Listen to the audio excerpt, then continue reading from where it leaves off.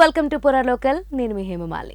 Talent ఎంత ఉన్నా success దోబూచులాటలో వెనకబడిపోయిన Manchu Manoj comeback కోసం అభిమానులు ఎప్పటి నుంచో ఎదురు చూస్తున్నారు. 2017 ఒక్కడు మిగిలాడు తర్వాత మంచు హీరో మళ్లీ స్క్రీన్ మీద కనిపించలేదు.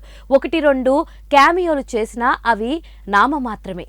వ్యక్తిగత జీవితం వల్ల కొంత బ్రేక్ తీసుకున్నప్పటికీ మౌనికతో వివాహమయ్యాక తనలో మునుపటి కళ కనిపిస్తుంది. 8 ఏళ్ల సుదీర్ఘ విరామం తర్వాత ఇకపై స్పీడ్ పెంచాలని నిర్ణయించుకున్న మంచు మనోజ్ని నిజానికి ఎలా వాడుకోవాలో తెలియని దర్శకులే ఎక్కువ. దానికి మిరాయ్ సమాధానమయ్యేలా ఉంది.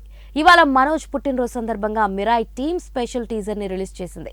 బ్లాక్ స్వర్డ్గా నెగిటివ్ షేడ్ ఉన్న పాత్ర చేస్తున్నట్లు గతంలోనే లీక్ వచ్చింది. కానీ ఇప్పుడు పూర్తిగా అర్థమైంది. పూర్తి స్థాయి విలనా కాదా అనేది రిలీజ్ తర్వాత తెలుస్తుంది. కానీ లుక్ పరంగా మనోజ్ నుంచి బెస్ట్ రాబట్టుకున్నాడు దర్శకుడు కార్తిక్ ఘట్టమనేని.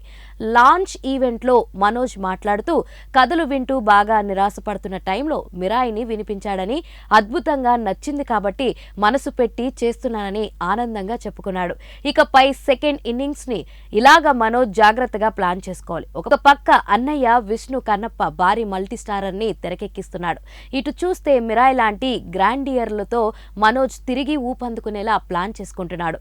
సోలో హీరోగా వాట్ ది ఫిష్ అనే మరో సినిమా నిర్మాణంలో ఉంది. కానీ దాని తాలూకు అప్డేట్ ఇంకా రావాల్సి ఉంది. ఏది ఏమైనా మనోజ్ లాంటి ఆర్టిస్టులు ఇంత గ్యాప్ తీసుకోవడం కరెక్ట్ కాదు. హిట్లు ఫ్లాప్లు వరుసగా సినిమాలు చేసుకుంటూ పోతే ఖచ్చితంగా బ్రేక్ దొరుకుతుంది. 2025 ఏప్రిల్ 18న మిరాయిని 10 భాషల్లో విడుదలకు రెడీ చేస్తున్నారు.